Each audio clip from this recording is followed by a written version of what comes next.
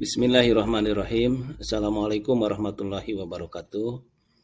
Pada kesempatan ini saya mencoba untuk memberikan suatu tip ya, layanan bimbingan pribadi untuk peserta didik mengenai ketidakhadiran di kelas. Ini dilaksanakan pada bulan September ya, tahun 2022. Peserta didik yang kami bidik yaitu peserta didik kelas 10-4 SMA 1 Singaparna pada semester ke-1. Deskripsi permasalahan yang muncul. Yang pertama, di kelas 10-4 itu ada dua peserta didik yang tidak mengikuti pembelajaran selama 3 pekan dalam kegiatan belajar mengajar di sekolah. Yang kedua, memiliki teman lama sewaktu SMP dan mereka bergaul melakukan kegiatan seharusnya melaksanakan proses belajar malah bermain di luar sekolah. Kemudian deskripsi masalah yang ketiga yaitu peserta didik memberikan alasan ketidakhadiran di kelas dengan alasan yang tidak logis. Kemudian apa akar permasalahan yang muncul dalam permasalahan tersebut? Yang pertama, kami membuat inisial dalam hal ini. Yang pertama adalah MR ya.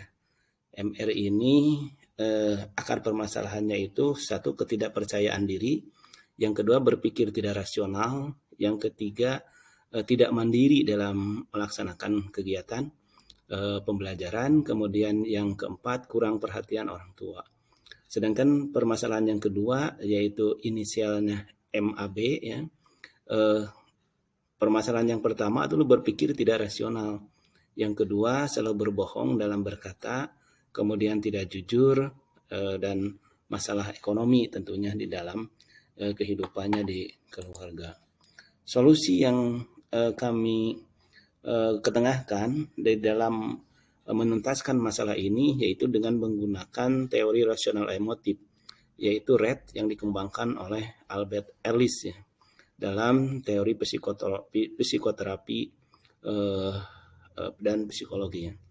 Yang pertama, kami tentunya membuat kesepakatan antara konselor dan guru atau guru bimbingan dan konseling yang mengadakan agenda pertemuan layanan konseling individu dengan peserta didik.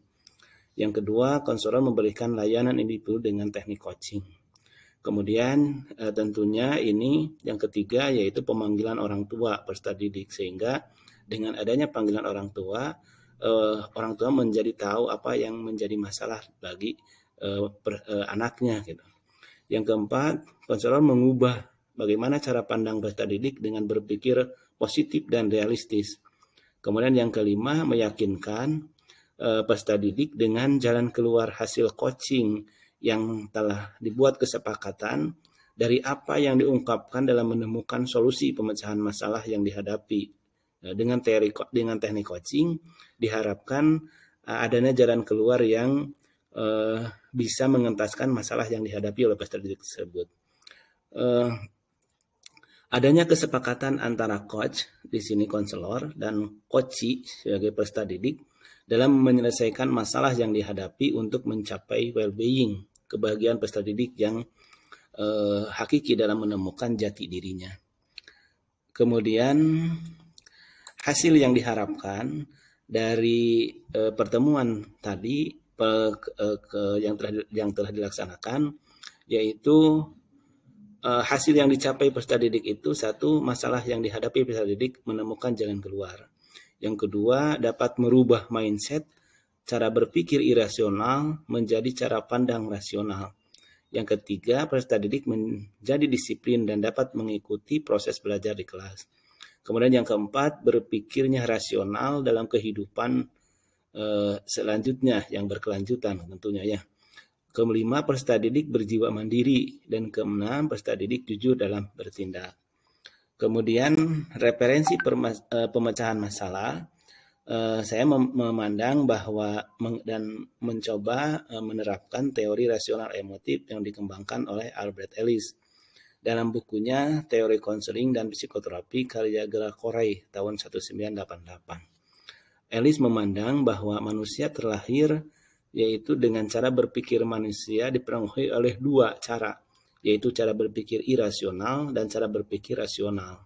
Maksudnya, bagaimana berpikir irasional pada diri individu itu menjadi kebiasaan, ya.